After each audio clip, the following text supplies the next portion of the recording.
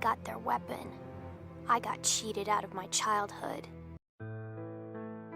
She was the most powerful metahuman in the DC animated universe, the youngest member of the Royal Flush Gang, and perhaps the most tragic figure to grace our screens. Her fate still resonates nearly 20 years later. Her life was marked by pain and manipulation, her childhood stolen by those who would only use her as a tool. Cadmus took her in, not to nurture or protect her, but to train her as a weapon, another asset for their arsenal. They kept her powers in check, controlled her every move, and erased her innocence, shaping her into something she never wanted to be. But despite the twisted plans of Cadmus and those who sought to use her, Ace's fate changed more than just her own life. It also changed Amanda Waller, the head of Cadmus herself, and one of Batman's most formidable adversaries. Witnessing Batman's compassion for Ace transformed Waller's view of him, shifting her from a worry enemy to a trusted ally. She saw through Ace the quiet heroism that defined Batman, not just as a crime fighter, but as someone who would stand with the lost and the lonely. This is the sad story of Ace.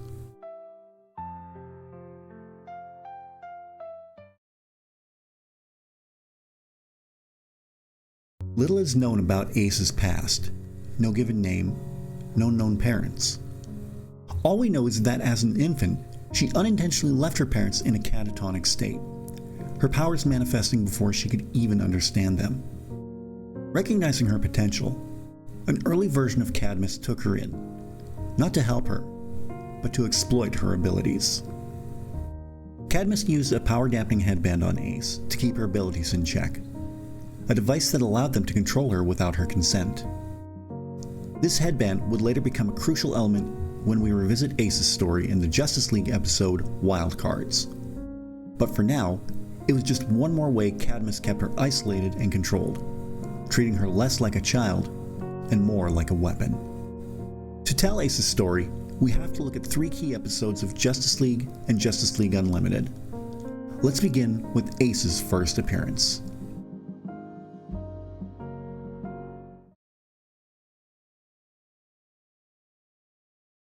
In the Justice League 2-part episode Wild Cards, the Joker takes his twisted games to a whole new level. He plants 26 bombs across Las Vegas, some duds and some very real. But Joker isn't after destruction, he's after a show.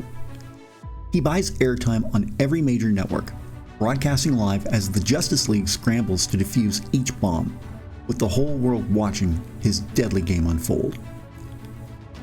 As Batman prepares to defuse the first bomb, Joker unveils his secret weapon, the Royal Flush Gang. These aren't just any criminals. They're metahumans, each with abilities that make them more dangerous than most villains the League has faced. Joker freed them from a research facility in Arizona, and now they're ready to unleash chaos. First up is 10, whose resistance to pain and near Superman strength make him a brute force on the battlefield. Then there's Jack, quick and nimble, with the uncanny ability to stretch his limbs to extreme lengths.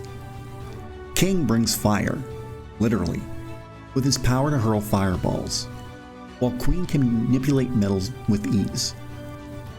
But the most mysterious member of them all is Ace. At this point, her powers remain unknown, adding an extra layer of suspense to Joker's twisted spectacle. As Part 1 reaches its tense conclusion, the Justice League inches closer to defusing Joker's bombs, but they're far from safe. Green Lantern, deep in a Las Vegas casino, frantically searches for one of the explosives. Just as he locates it, time runs out. In a devastating twist, the bomb detonates, leaving Green Lantern trapped inside as the casino erupts around him, just narrowly saving Hawkgirl.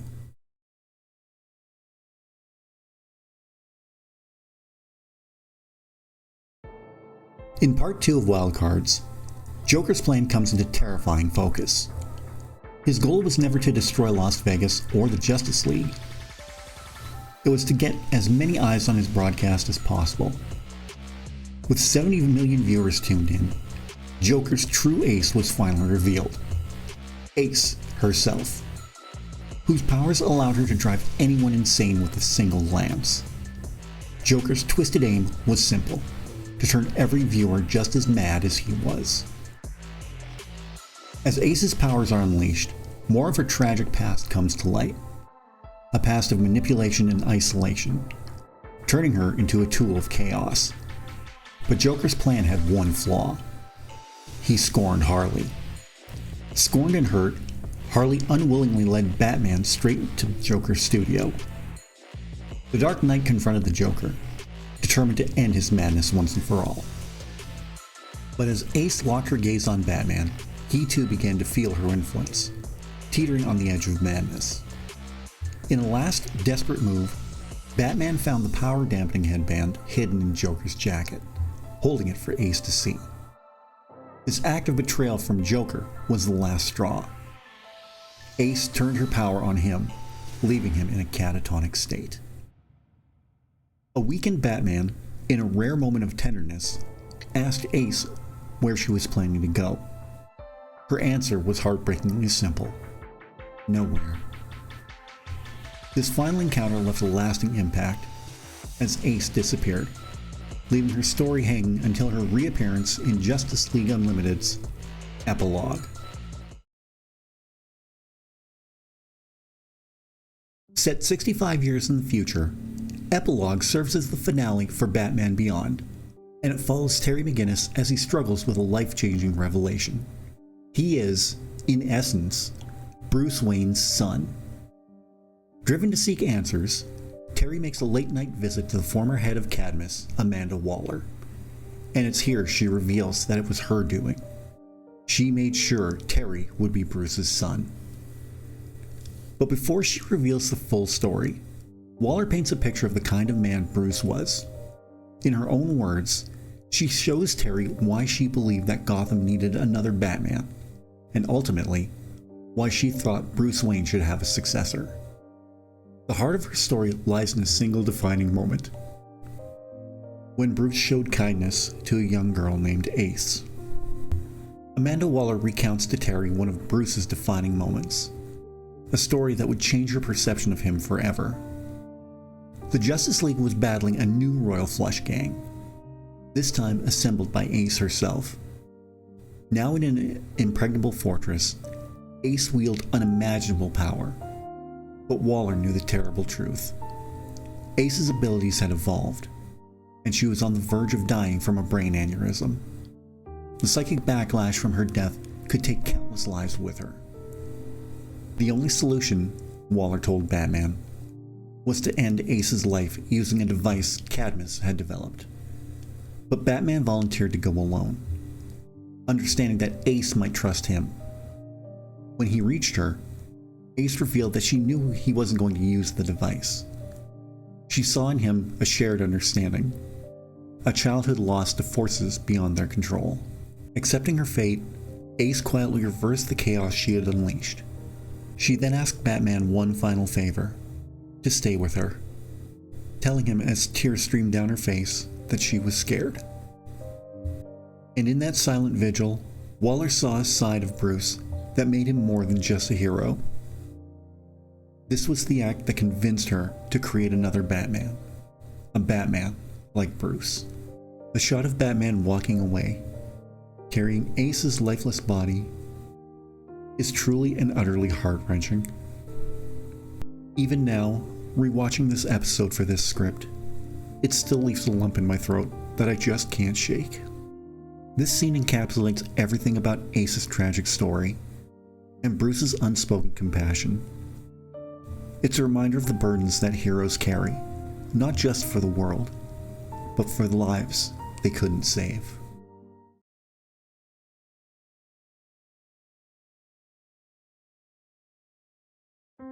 Now, humor me for just a moment.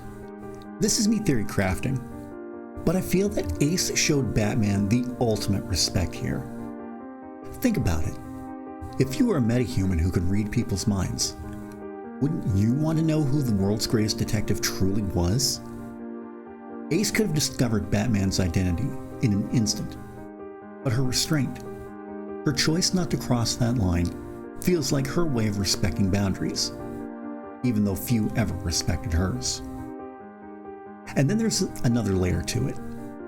Bruce has said he never truly thinks of himself as Bruce Wayne, only as Batman. So maybe, just maybe, if Ace did read his mind, all she saw was Batman, with no need to push any deeper.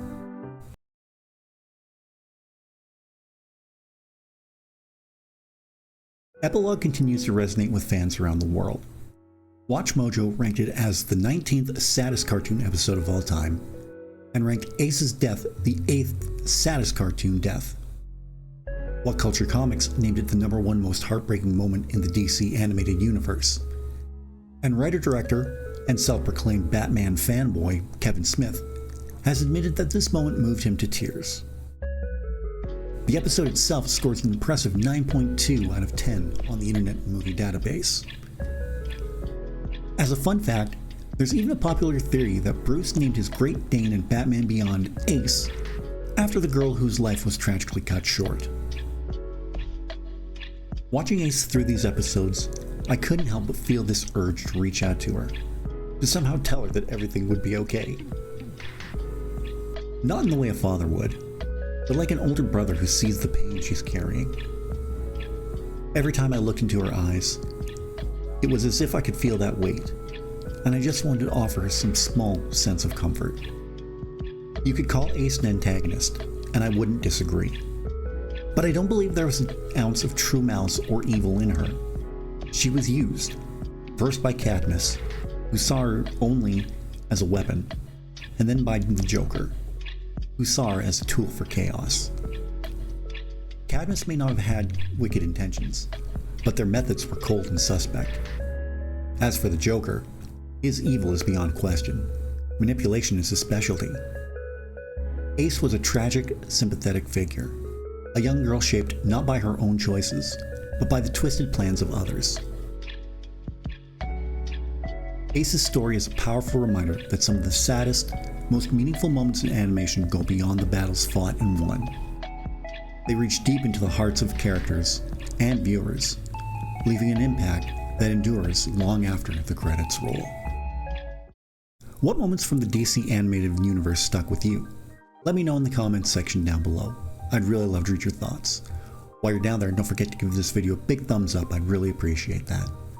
In the description, you're going to see all the ways you can help support this channel. You can follow me on Facebook, Twitter, Instagram, Snapchat, TikTok, Reddit, Threads, and Blue Sky. You can get your Irish Bandit merchandise from my Irish Bandit shop on 4th Wall. You can pick up a copy of my novel Shade Falling over on Amazon. You can get that through either Kindle e-reader or on paperback.